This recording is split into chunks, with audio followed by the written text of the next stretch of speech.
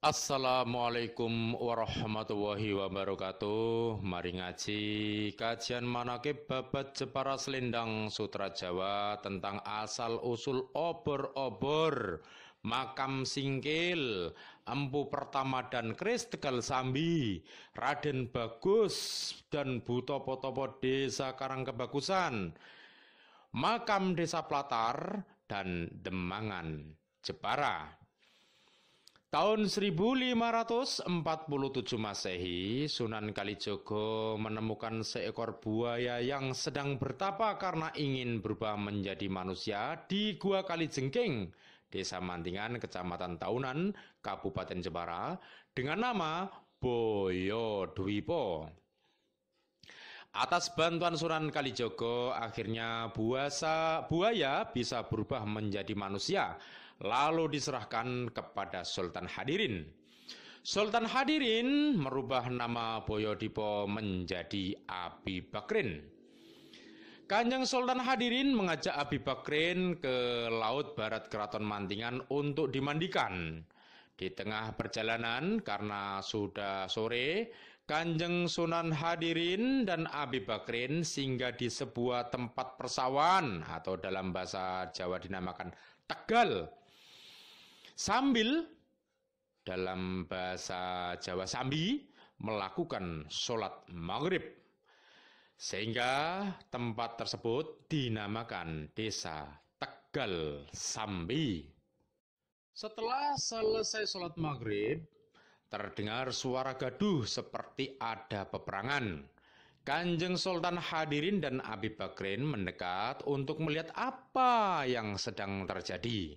Benar juga, di situ terjadi perang dua perjaka yang bernama Bagus Rejowijoyo asal Desa Karangkebagusan dengan Demang Suprapto asal Desa Demangan, yang sama-sama membawa warga kampungnya untuk memperebutkan seorang putri cantik asal Desa Tegal Sambi yang bernama Dewi Wulansari.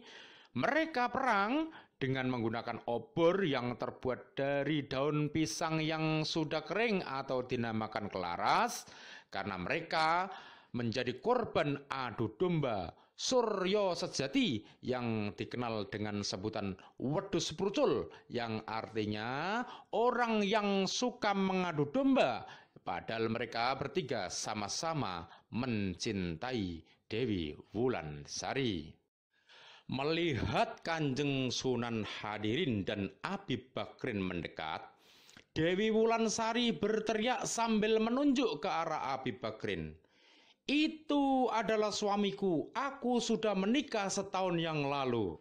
Seketika itu perang obor berhenti karena Dewi Wulansari mengaku sudah punya suami.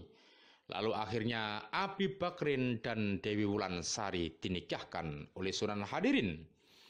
Setelah menikah, Abi Bakrin disuruh bertapa membuat keris paku bumi oleh Kanjeng Sultan Hadirin selama 10 bulan di Gua Kalijengking, tempat Abi Bakrin dahulu pernah 9 bulan berlalu, ternyata Dewi Wulansari hamil tua dan melahirkan seorang bayi.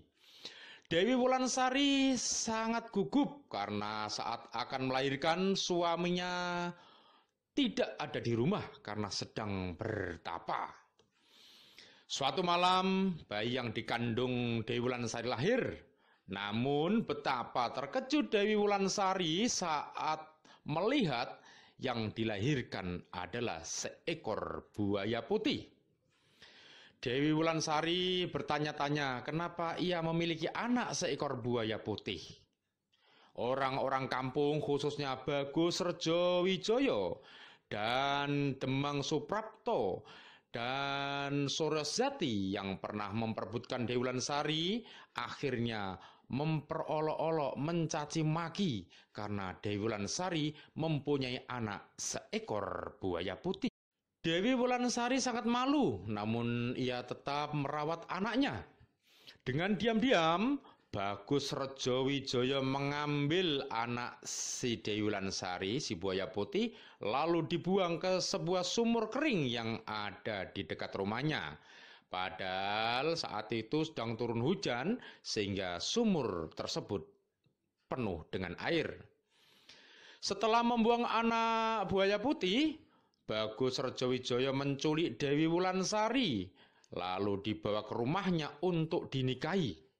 Karena Dewi Wulansari tidak mau dinikahi karena masih punya suami yang sedang bertapa masih kurang 1 bulan, akhirnya Dewi Wulansari dipenjara di rumah kosong sampai meninggal pada hari Senin Pon bulan Recep dan dimakamkan di sana dengan nama makam Bu Topo-Topo yang artinya istri seorang pertapa yang sedang bertapa.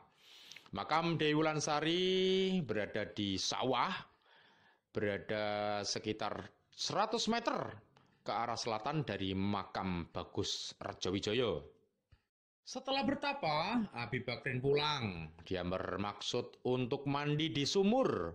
Si anak buaya putih muncul dan menangis bercucuran air mata sambil berkata, "Romo, aku anakmu. Aku dibuang di sini, apa salahku?" Boyodipo menjawab, "Kamu adalah anakku. Maafkan Romo, karena saat kamu lahir Romo sedang dapat tugas dari Sultan Hadirin untuk membuat keris." Lalu Boyo Putih berkata lagi, "Aku lapar Romo." Si Boyodipo Abi Bakrin menjawab, "Kamu minta makan apa anakku?"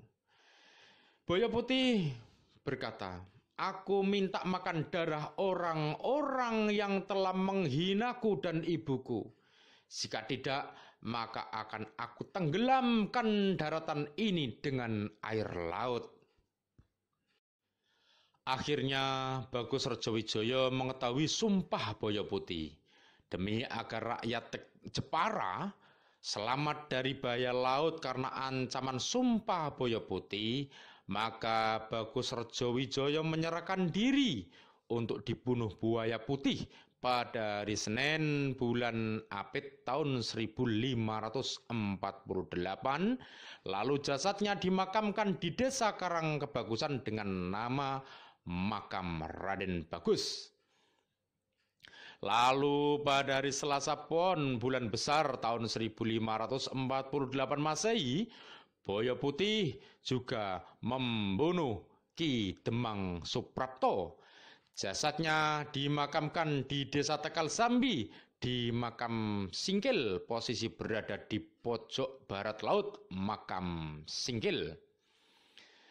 Abi Bakrin menemui Sunan Hadirin dan menceritakan semua yang terjadi sambil menyerahkan keris hasil tapanya.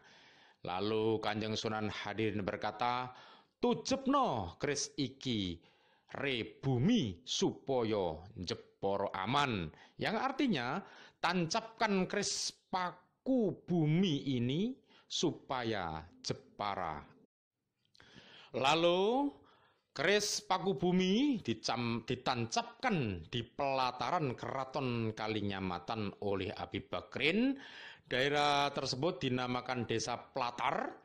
Lalu Abi Bakrin menunggui keris di situ sampai meninggal pada hari Rabu Wage bulan Rajab tahun 1588 Masehi dan dimakamkan di situ, yang pada saat ini dikenal dengan nama Makam Rohmatuwoh Desa Platar, Kecamatan Taunan, Kabupaten Jepara.